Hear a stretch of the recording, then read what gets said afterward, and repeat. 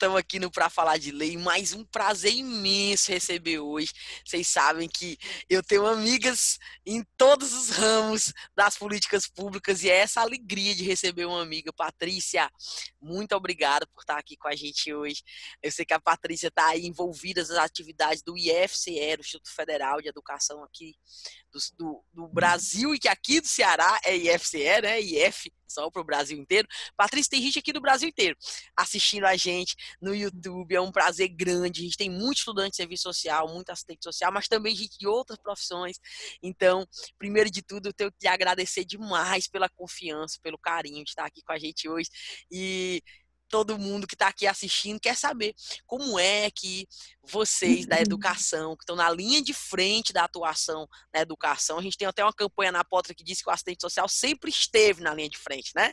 Ele hoje está ainda mais num período pandêmico, mas ele sempre esteve na linha de frente. E vocês aí no ramo da educação, na política pública de educação, me diga como é que, primeiro de tudo, minha amiga, como é que eu sei que você, uma lutadora dentro do serviço social, lembro da Patrícia, tempo de PET lá da UES, né? Sempre teve aí envolvida na política pública, trabalhando e atuando e estudando.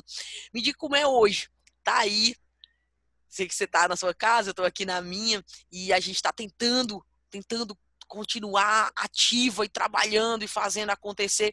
Como é que você tá? Como é que a Patrícia tá, antes de eu falar mesmo da política pública? Pronto, assim, primeiro, assim, agradecer imensamente, né, o convite da Poltri, inicialmente feito pela minha amiga Cíntia, né, convite que eu neguei já muitas vezes, porque é um desafio enorme, assim, aparecer nas câmeras, né, e nesse momento tão triste, tão desafiador, né, agradecer a você e pelo carinho todo que você viu até aqui, né, muito afeto, muito cuidado. Então, já esses dias já foi de muito aprendizado e gratidão, né, com os diálogos contigo. E, assim, eu acho que como grande parte das profissionais, em qualquer área que elas estejam nesse momento, nesse trabalho, muitas vezes, do home office, do teletrabalho, para quem não está podendo, quem não está diretamente com as suas populações, né, de atendimento. No meu caso, que trabalho no planejamento e avaliação de políticas, né, no ambiente também que já era fechado, a reitoria, então é bem desafiador, né? Para mim já sempre foi, porque eu gosto muito do chão das comunidades, né? E nesse momento específico, por estar na reitoria, a gente tenta fazer isso, mas é mais desafiador do que quem está nos campi, né, no interior do estado, ou mesmo aqui na capital, com os estudantes, né? Eu Então, para o pessoal que tá assistindo a gente, Patrícia, e às vezes não tem esse conhecimento, reitoria é como se fosse a grande sede administrativa de todos os campos. É isso, só para a gente isso. tentar.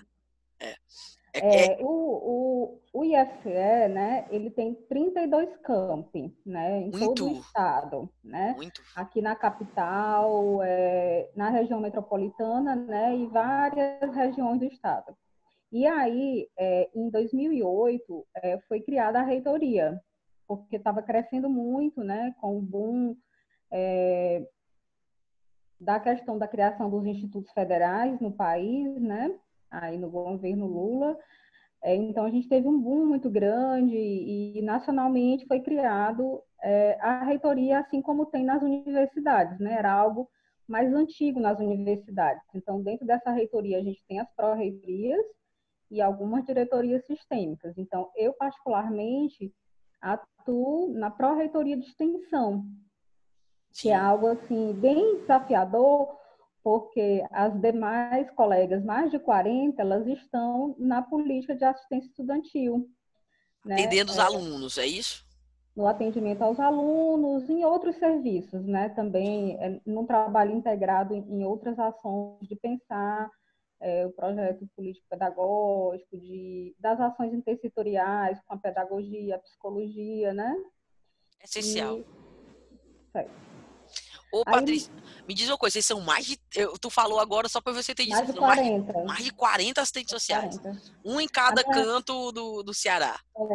E a gente ainda tem campos que não tem assistente social. Aí você pode perguntar, por que se são 32 campi? Porque tem campos que a gente tem duas, Sim. o campus Fortaleza, que é maior, tem 6 ou 7. Então, a gente tem campos hoje que ainda não tem assistente social, mas eu considero que o que a gente tem hoje foi fruto de muita luta, de muito convencimento da importância do nosso trabalho, né? Então, hoje a gente tem ações que são privativas do serviço social dentro da política, né? Que eu acho que depois, talvez vocês venham a gravar especificamente com os colegas da assistência estudantil, né? Certeza, já estou aqui cutucando uma. Pois é, o trabalho delas é bem, bem importante. E a gente também tenta fazer ações articuladas, né? Nesse momento da pandemia, especificamente, a gente tem se articulado muito dentro dessa condição contraditória em que a gente vive, né? Todas estão em teletrabalho, Patrícia? Sim, Todos? todas estão em Amém. teletrabalho. Sim. Isso está sendo resguardado, né, em toda a instituição. Nós, técnicas, docentes, né, a gente está vivendo um grande desafio nesse momento, né? Antes desse desafio que eu vou falar agora, o primeiro grande desafio, eu acho que é lidar com a enxurrada de informações e notícias e a gente ter um presidente genocida, né? Eu acho que Verdade. esse é um desafio para qualquer área. E aí, para nós que estamos no teletrabalho, né, no desafio iminente nesse momento, de ser contrário à proposta de ensino remoto que está sendo posta, né, de goela abaixo, assim, como se fosse uma condição. Como se todos tivessem acesso à internet, né? Isso. E para além disso, né, porque É, algumas soluções para a internet estão sendo pensadas, embora a gente tenha certeza que essa inclusão digital não vai chegar assim rápido para todo mundo na mesma qualidade. Mas, para verdade. além disso, a gente tem estudos das colegas que têm esse momento mais particular com os estudantes e suas famílias, né, que, para além disso, existem outras situações de vulnerabilidade e risco social, né, de moradia adequada, condições de estudo, violência doméstica. Então, a gente não tem uma condição que, mesmo que tivesse inclusão digital, que daria para estudar. A gente tem muitos relatos de estudantes, né, que já diziam antes da pandemia que o momento de estudo era no campus, né? E alguns preferem ficar o dia todo no campus porque tem alimentação, tem esporte, tem cultura, tem os amigos, Verdade. tem um ambiente de segurança, de acolhimento. Então, a casa, nem todo mundo tem um lar e um ambiente adequado para esse estudo de qualidade. Então, assim, a gente vai simplesmente fazer as aulas chegarem, obrigar a fazer prova, reprovar se não tiver a condição ideal de estudo, né? Então, a gente vive esse desafio nesse momento, né? E a gente teve um grande avanço aí nessa luta para o ADIENEM. Eu acho que a gente deu Sim. uma...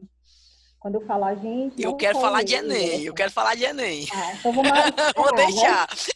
Oh, deixa eu falar uma coisa aí. Tu tá falando aí uma realidade tão verdadeira. Eu fui aluna, Patrícia, de escola pública na minha ensino fundamental, ensino médio.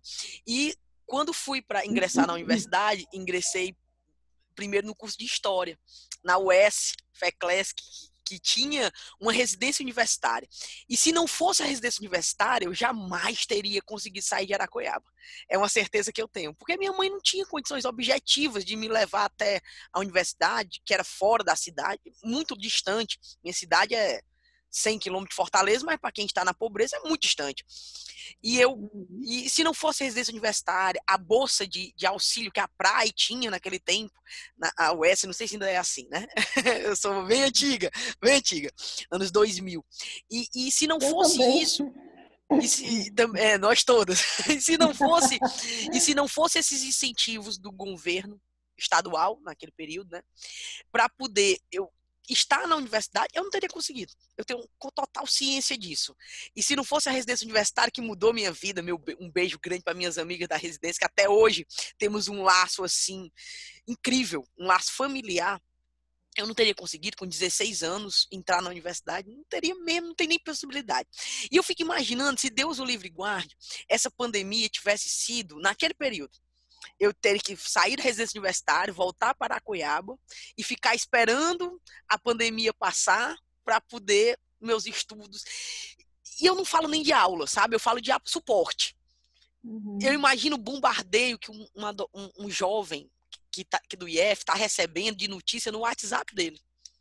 Né? Bombardeio de notícias fake, de notícias terríveis, a gente sabe como é a organização da direita mais nojenta, como ela fica bombardeando ali com informações fake.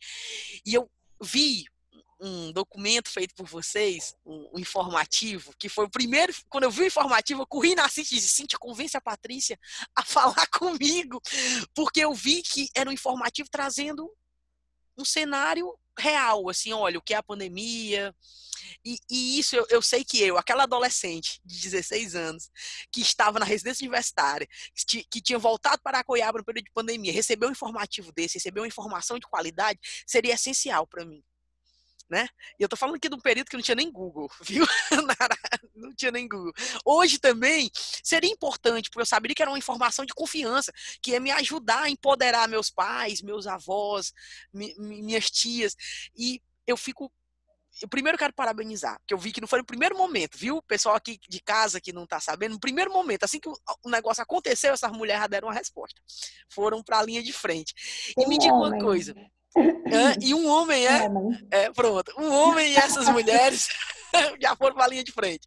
Me diga uma coisa, como foi que surgiu a ideia e como é que está sendo o projeto, até para contribuir com as colegas de outros estados, né, que estão aqui nos assistindo, às vezes da política pública de educação de outros setores, né, do ensino básico, enfim, nos ajuda e nos conta, né, porque eu falei aqui, mas a sua voz é prioritária. Repete, por favor. Eu quero saber como é o projeto de vocês, que eu vi o informativo, né, que vocês fizeram, Uhum. e de tentar ter um contato com esses estudantes nesse período e com os profissionais, os funcionários também do IF, nesse período aí de pandemia. Pronto. Como é que nasce a ideia, né? Primeiro, assim, eu particularmente tive um momento de choque, Todos né? nós. De paralisar, assim, o que é que eu vou fazer, né? Eu não, e aí como assistente social, né? Eu fiquei pensando, eu não estou no hospital, eu não estou no CRAS, eu não estou no CREAS, e dentro da educação, né? Qual o meu papel? E aí, esse diálogo intersetorial foi muito importante, né? Porque no primeiro, como eu atuo com alguns núcleos, que é o Núcleo de Estudos Afro-Brasileiros e Indígenas, os NEABIs, e os núcleos de acessibilidade a pessoas com deficiência, com necessidades educacionais específicas do IFCE, aí nesse diálogo a gente foi percebendo que a gente tinha um papel importante, que era o de informar. E aí foi até um docente, assim, que meio que cutucou numa reunião de NEABIS, e aí foi feita uma comissão para fazer um jornal. E aí o tema era esse, direitos sociais. Eu disse, não, não posso ficar de fora, eu tenho que participar. Aí daí a gente foi dando uma dimensão maior, conversando com as colegas assistentes sociais, entendendo que a gente tinha um papel importante nessa discussão, e o projeto foi crescendo a ponto da gente institucionalizar mesmo dentro do mapeamento que a instituição estava fazendo, porque como a gente está dentro da instituição tecnológica, então as ações que saíam era muito assim, estamos produzindo álcool em gel, estamos fazendo máscara, vamos fazer isso, aquilo, né? E a gente tem uma instituição muito diversa, né? Que tem ciências humanas, ciências sociais aplicadas, que tem em nível básico, que tem até a pós-graduação. Então, é uma instituição muito diversa e muito rica, com grandes possibilidades. A gente não podia deixar de dar a nossa contribuição, né, das ciências humanas e sociais aplicadas também. E aí foi assim que surgiu a ideia. Aí saiu o primeiro informativo, o jornal, a ideia também era, e foi muito articulado com o pessoal da pesquisa também, só que a gente viu que a gente queria chegar não só nos estudantes, suas famílias, nos servidores, mas a população em geral, né? Ter esse olhar também de uma extensão qualificada, né? Com informações pautadas na ciência, nas pesquisas. Aí a gente pensou, então, em fazer os cards informativos. Então, por isso que o primeiro material foi o jornal e depois a gente foi reestruturando para informações mais concisas, porque a gente foi percebendo também que a internet, né, não deixa a gente fazer textões e Verdade. conversas muito longas. Então, a gente está trabalhando com os cards, né, e acessíveis, né, todo o nosso material, ele sai em libras para pessoas surdas e sai voz para pessoas cegas.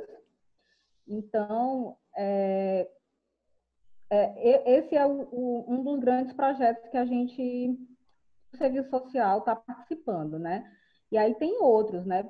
Que aí, para o pessoal da assistência estudantil, enorme, né? Fazer um edital unificado para garantir auxílio emergencial, de discutir com a instituição um valor de auxílio que pudesse também ser igual em todos os campi, apesar das realidades serem diversas. Então, a gente tem participado dessas outras discussões, não só de gerar informação e conteúdo, mas de dialogar com esses estudantes, com suas famílias.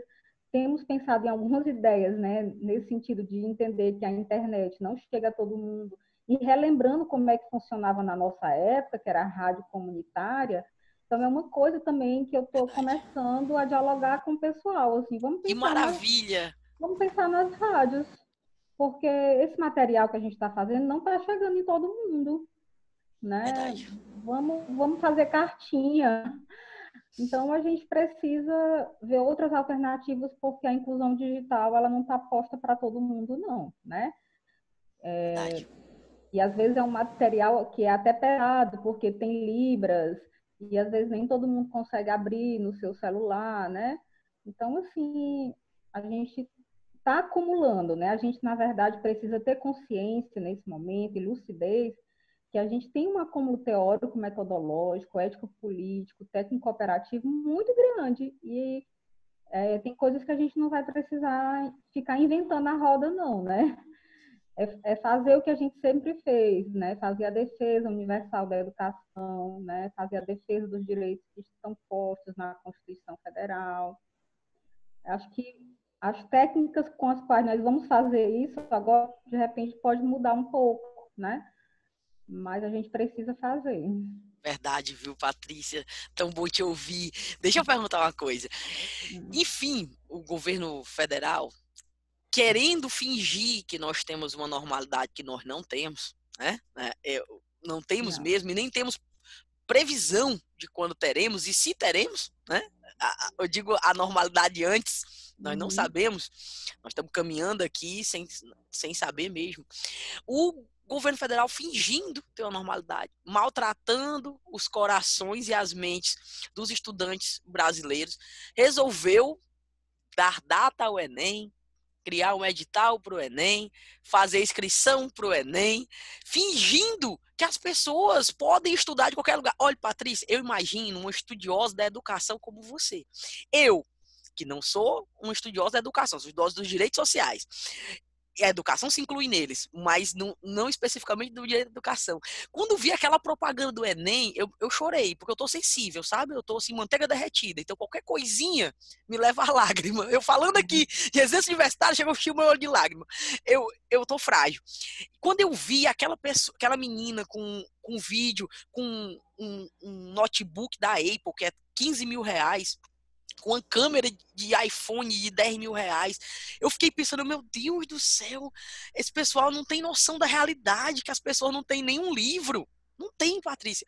E eu fico pensando como isso deve ter doído em você e em todas as profissionais da educação que estão diretamente ligadas à educação. Eu sei que doeu em todo mundo, mas em vocês eu acho que bateu mais. Me diga uma coisa, a sua percepção desse cenário. Diga para nós. Eu sei que agora o Senado aprovou um projeto de lei, vai para a Câmara, querendo cancelar o Enem. O governo federal foi mala, como chama aqui no Ceará. Disse que iria, não, nós vamos adiar. Mas aí já adiou só 30 dias. Não fez muita coisa.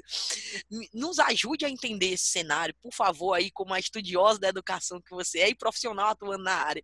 Me ajude, porque eu fiquei mesmo, assim, triste. A palavra é essa. Nós também ficamos dilaceradas imediatamente, assim, quando a coisa meio que já estava bem decidida, né? A gente fez uma nova reunião de assistentes sociais com essa pauta, né, do ensino remoto e do Enem, porque as coisas estão bem casadas, né? Há uma defesa de fazer o ensino remoto como calendário letivo, porque o governo não adia o Enem. Então, assim, são coisas bem brincadas. Então, a gente fez uma carta específica do serviço social aos estudantes e à sociedade, contextualizando esse momento, né, que o Enem sendo posto, ele iria acirrar ainda mais as desigualdades sociais que já estão postas historicamente na educação, né? Ele só ia acirrar ainda mais para essas pessoas que não têm acesso à internet. Nessa carta, a gente faz uma defesa da democratização da educação, né? Entendendo que esses critérios de avaliação e reprovação de estudantes, eles são excludentes, né? Eles não garantem o direito universal à educação.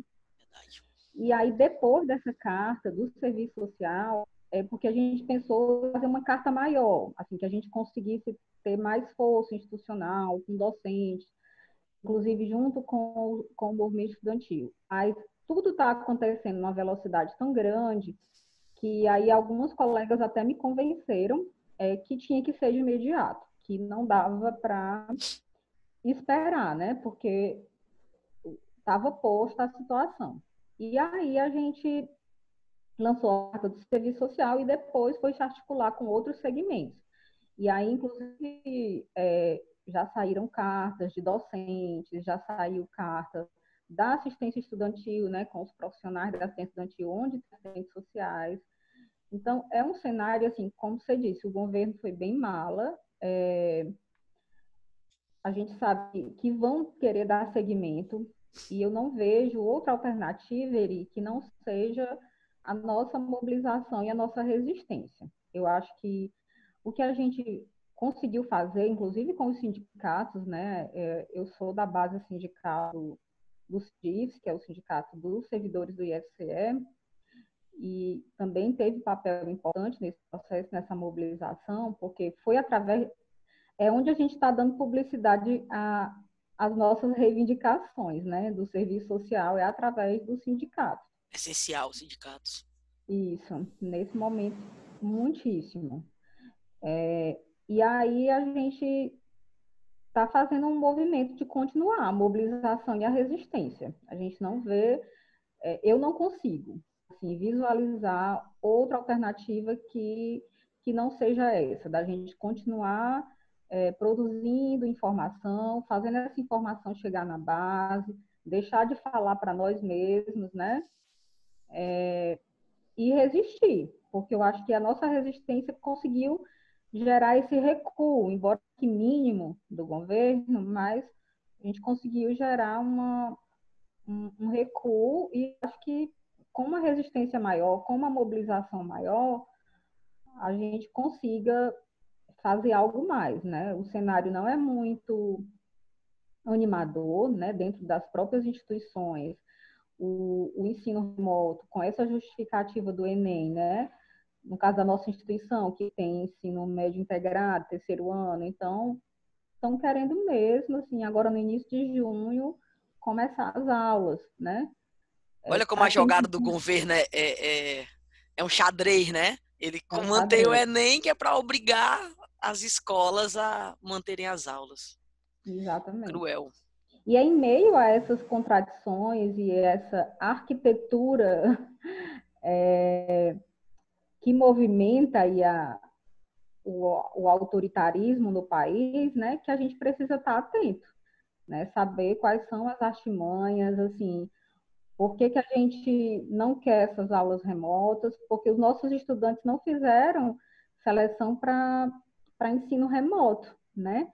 E ainda tem outra discussão no meio disso tudo, assim, que o pessoal que defende que é possível fazer AD com qualidade, também está contrário ao ensino remoto, porque entende Sim. que o ensino remoto não tem uma plataforma estruturada, não tem Capacitação dos professores. capacitação. Os próprios professores não fizeram concurso para serem professores de AD, né? Não sei se você Então, viu, Patrícia, aquele vídeo da professora que está tentando dar aula remota e ela tenta e não consegue manipular o sistema e começa a chorar. Meu Deus, aquilo partiu tanto meu coração, né? Se obrigar um profissional maravilhosa, deve ser uma professora maravilhosa, que dá uma aula super bem, mas ela não foi preparada para olha, manipular um sistema. a gente às vezes marca reuniões em que a gente não consegue ouvir as ideias da outra pessoa, né? Aconteceu várias vezes no início das reuniões que eu não sabia manipular as tecnologias, e olha que eu estou dentro da instituição tecnológica, né? É Então, verdade. a primeira contradição. E aí eu ficava lá falando, por isso que agora eu estou usando esse fone grandão, porque Eu para aqui ser, também. ser ouvida, porque eu falava e ninguém me escutava, É. e eu não conseguia gerar ideias, né? Foram umas 3 reuniões, assim, para conseguir engatar, né? E a gente ainda tem um cenário que nós também somos profissionais, que também nas nossas casas nem todos têm as condições ideais. E aí eu falo de novo, não só de tecnologia, né? A gente tem reunião que o pessoal precisa desligar a câmera porque o filho está aqui no pescoço, né? Porque tem outra pessoa lá na cozinha fazendo a comida, Cachorro late. o cachorro late, o entregador que chegou. Gente, espera ainda, que tem que lavar as coisas, Ô, nem né? me fale. Acontece, aconteceu várias vezes, telefone que toca. Sim. Então, a gente é um cenário muito assim, a pessoa precisa ser, eu não sei se é insensível ou fora da realidade, assim, ou ter uma realidade muito diferente dessa, né? Mas eu digo com toda certeza, a realidade de grande parte dos nossos servidores, das nossas assistentes sociais, né? A gente tem assistentes sociais que com filhos pequenos em casa e está sendo muito difícil mesmo, né? Esse trabalho remoto. Patrícia, mas vou dizer, vocês estão conseguindo, viu? Estamos tentando. A produção dos informativos é essencial, dos cards é essencial.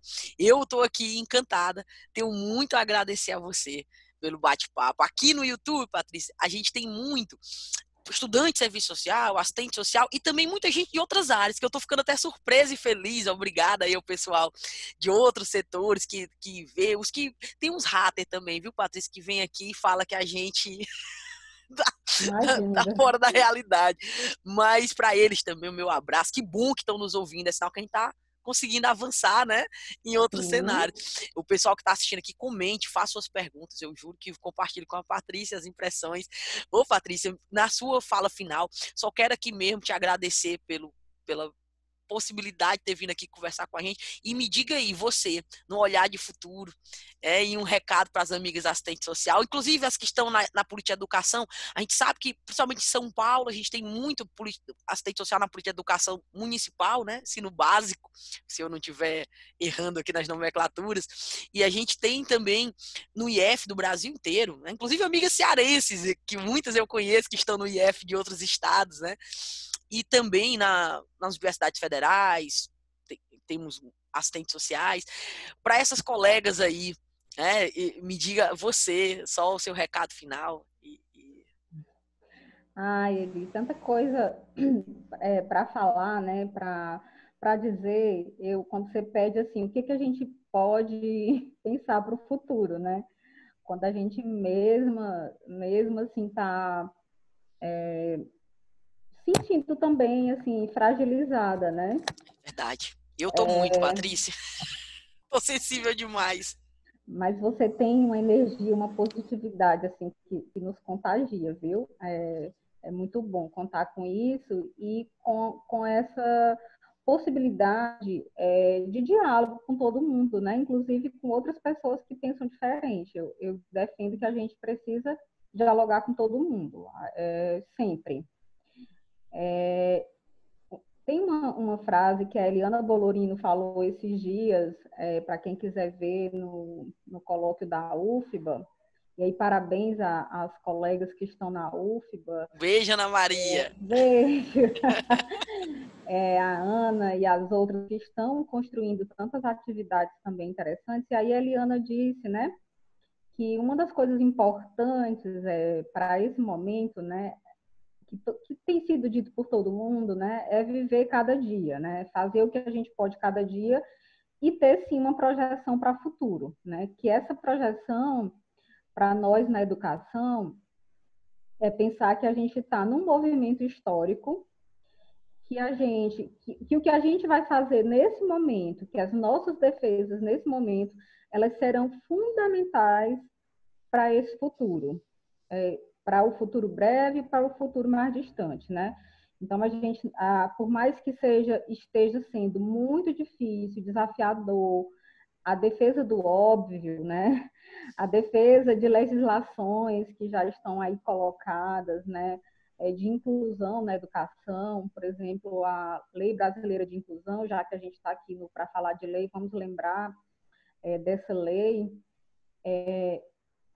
Essa nossa resistência ela vai fazer toda uma diferença contra a hegemonia do que o capital financeiro nos coloca, né, em defesa da política de educação de qualidade, laica, gratuita, antirracista, anti-LGBTfóbica, a educação sexista, que a gente tem um papel fundamental de garantir a permanência desses estudantes, né, no futuro aí desse retorno presencial, né, que a gente consiga manter esses vínculos com esses estudantes, não só através da assistência estudantil via auxílio, né, mas tentando construir possibilidades de extensão com eles. Eu mesma estou em diálogo com uma bolsista de extensão, ela está participando dessa atividade dos CARDs, né, que estão chegando, então o olhar dela tem sido muito, muito importante.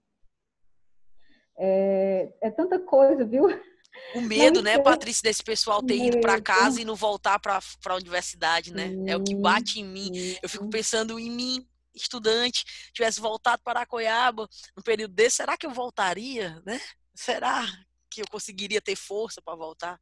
Fico imaginando exatamente. isso e eu vejo o quanto é essencial a atividade de vocês nesse momento, viu? Ei, muito obrigada, Patrícia. Todo Eu mundo que aqui só tem a agradecer. agradeço. Obrigada demais, querida. Um abraço. Obrigada, viu? Um abraço para vocês. Beijo. Tchau.